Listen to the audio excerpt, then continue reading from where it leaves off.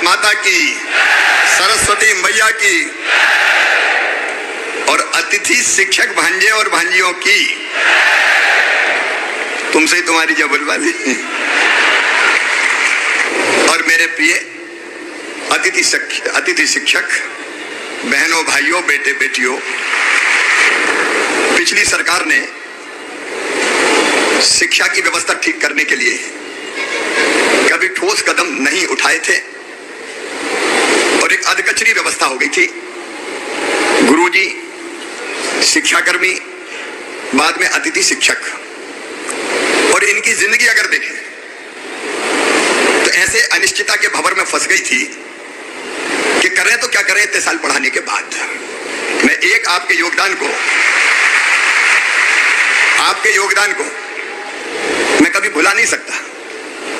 जब रेगुलर शिक्षक नहीं थे तब अतिथि शिक्षक के रूप में आपको पढ़ाने का दायित्व सौंपा गया और मुझे प्रसन्नता ये कहते हुए कि अधिकांश अतिथि शिक्षकों ने पूरी कर्तव्य निष्ठा के साथ अपने दायित्व का निर्वाह किया,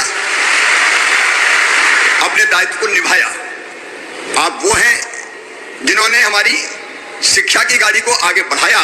बच्चों को आप लगातार गांव-गांव में पढ़ाते रहे।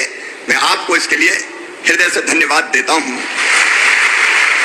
आज मैं शिक्षा पे कोई भाषण देने नहीं आया क्योंकि वो समय समय पे हमारी चर्चा होती रहती है, लेकिन मित्रों, मैं अपनी ड्यूटी मानता हूं कि जिन लोगों ने जी जान से अपने सामर्थ्य और अपने क्षमता के अनुरूप बच्चों को विद्या का दान दिया, उनकी जिंदगी भी कुछ बेहतर की जाए।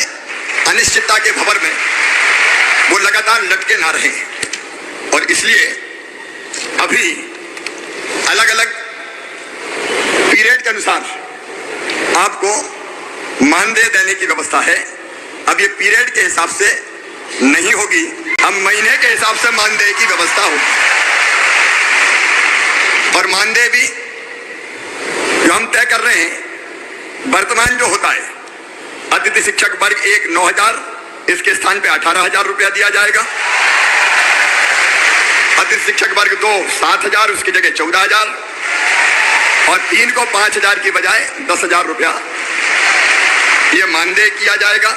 तो अब बीच में कोई भी गैप नहीं होगा। एक बार अनुबंध हो गया तो पूरे साल चलेगा, क्योंकि कुछ समय पढ़ाए वो कुछ समय करें क्या, आखिर उनकी भी तो जिंदगी का सवाल है। और इसलिए एक बार अनुबंध का मतलब साल भर उनकी सेवाएं चलेंगी।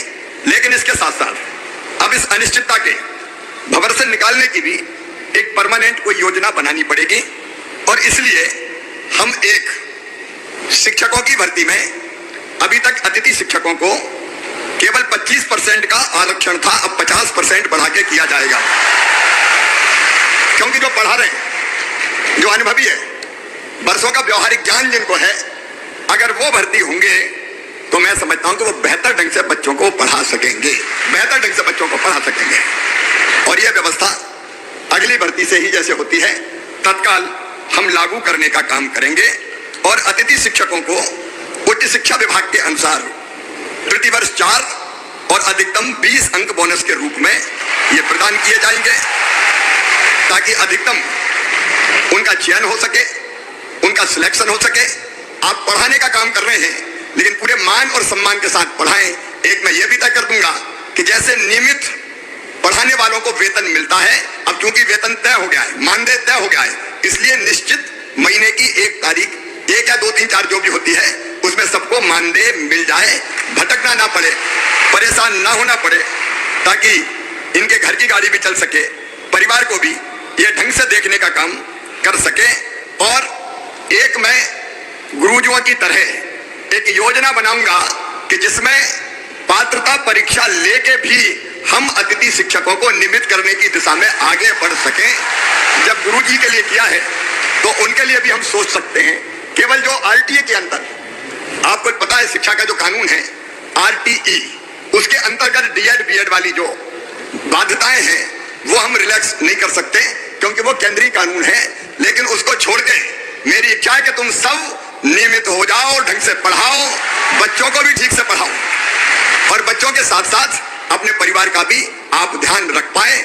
आपने इतने दिन में जहां गया बहुत अनुशासित तरीके से अपनी बात रखने का काम किया। मैं जहां जाता था मेरे अतिथि शिक्षक मित्र मिलते थे और बड़े अनुशासित ढंग से अपनी बात करते थे। मेरी आपसे इतनी अपील है कि मैं आपकी चिंता करूंगा, भारतीय जनता पार्टी की सरकार आपकी पूरी चिंता करेगी। आपकी जिंदगी अनिश्चित हम नहीं रहने देंगे, निश्चितता लाकर ही रहेंगे। कई कदम मैंने आपको बता दिए, लेकिन आपसे भी मेरा आग्रह है कि शिक्षक का मतलब सामान्य सेवा नहीं है, यह है बच्चों का भविष्य बनाने का काम। आज जो बच्चे पढ़ेंगे वही मध्य प्रदेश बनाएंगे, वही अपने देश को बनाएंगे। तो मेरी अपील है कि बेहतर से बेहतर पढ़ाई, बेहतर से बेहतर शिक्षा, और उसके लिए अगर हम अपने आप हमको ट्रेनिंग प्राप्त करनी हो, हमको कई चीजें सीखनी हो, तो आप उसकी भी भरसक कोशिश करना कि आप अपने आप को कैसे और ज्यादा सक्षम बना सकते हैं। शिक्षकों का भाषण नहीं बोलता, शिक्षकों का आचरण बोलता है, प्रभावित वही करता है। और इसलिए आपका आचरण बोले।